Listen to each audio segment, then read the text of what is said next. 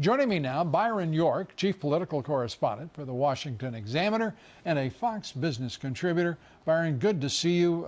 Let's start with the politics of the day. Devin Nunes, the head of the Intelligence Committee, says that their viewing, if you will, of the document laying out the initial, if you will, beginning of the FBI investigation, that viewing met his standards for unredacted and full disclosure. Your thoughts? Well, it was pulling teeth to get it. It was more than pulling teeth to get it. This whole story of what's called the electronic communication that was used by the FBI, it was the document that was created to formally open the Trump-Russia investigation in July of 2016. The House Intelligence Committee, which is entitled to look at this kind of stuff, had wanted to see it for quite a while and had been asking for it. And it took Devin Nunes threatening on Laura Ingraham last night to impeach Christopher Wray before this actually happened. Late today, Nunes and Trey Gowdy and a couple of staff were finally allowed to see this in its least redacted form. But the story here is really how hard it has been for the oversight committees to get information out of the FBI and the Justice Department. The Judiciary Committees, the Oversight Committee, the Intelligence Committee, Judiciary, these committees, with the exception, actually, ironically, of Oversight, have specific oversight responsibility in both houses. That FBI and DOJ have been acting like outlaws, not the Department of Justice and the FBI. And there is no outrage that I can detect around the country. This is just an absolute attack on the president, the presidency, and just law and order on the part of this corrupt department and agency.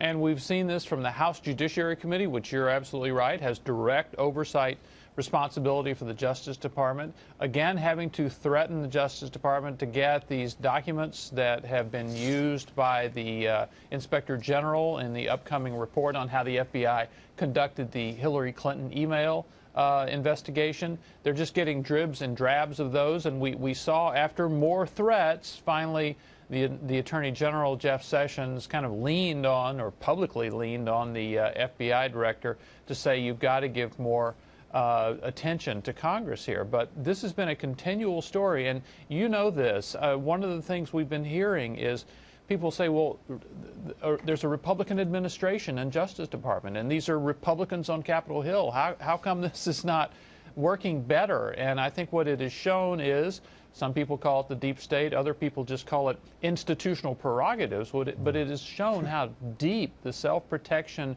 impulse is inside the Justice Department and the FBI. It is political corruption, and it is the deep state. It is embedded deeply, entrenched deeply, and right now, the deep state is winning. And it's an interesting question, and no one thinks more about this, reports more on it than you do.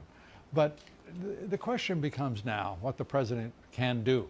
I have to say, if in the same position, just my frustration level alone, were I president of the United States, would compel me to fire somebody, anybody that I could get my hands on. Because this is a direct attack on our system of government by the deep state. No matter how you structure it, you have a Justice Department that is attacking the Constitution. What it is doing, what Robert Mueller is doing, is now, in my judgment, and more importantly, in the judgment of so many jurists and legal scholars, absolutely wrong. We don't hear right and wrong expressed too often, but what Mueller's doing is wrong. What the Justice Department and the FBI leadership are doing is wrong, and it's got to be righted. What do you think? Well, as you know, there's a lot of different opinion about what the president should do as far as Mueller is concerned. I think it would be a mistake for the president to get rid of him. But on this issue, the whole Trump-Russia investigation, there's absolutely one point I think that's just undeniable, which is the public needs to know more. There's too much secrecy. I was writing today about the Comey memos, you know, the fired FBI director is planning his big book-selling extravaganza to start this weekend. And these memos that the Comey wrote are being treated like the highest state secrets inside the Justice Department. Members of the oversight committees have asked to see them. They've only been allowed to be seen by 1 or 2 people. There's an FBI minder in the room all the time. No copies are allowed. No note-taking is allowed. Most of these things are not even classified. This is something the public should know more about, so there's less mystery around the whole Mueller investigation. But so far, this secrecy has kept a cloak over everything. Why do we even use the word secrecy? It is something quite different, and not anyone in the national left-wing media will use the expression. It's a cover-up. It is a secret because they're covering it up. They're covering up their own transgressions against law, decency, fair play, impartiality, which are supposed to be hallmarks of the Department of Justice, are they not?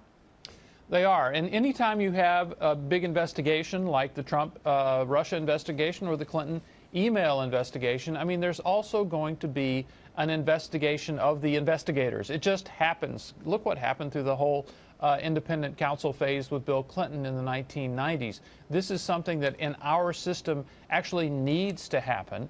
And in this case, there's so much that we just need to know about this case, and we don't know it yet. Byron, you're a patient man, a generous man. Let me just put this forward to you, if I may.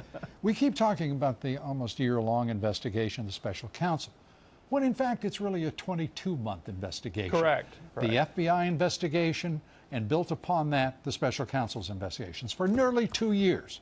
2 years of America's life, and for the entirety of this president's administration, we have had an investigation that is effectively designed to subvert him, to subvert his presidency, and to bring this administration and the federal government and Trump policies to a grinding halt.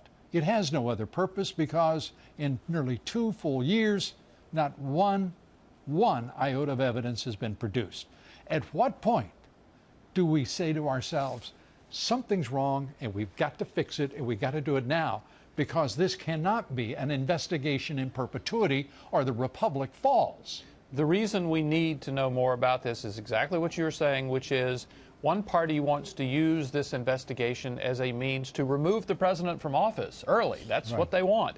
And I think there's no doubt that the issue of impeachment will come up this fall in midterm campaigning. It's going to be interesting to see where Democrats come down on that as they campaign to try to win the House. But since the stakes are so high, that's why we need more information. We cannot be in September and October with people about to vote and all of this stuff still cloaked in secrecy.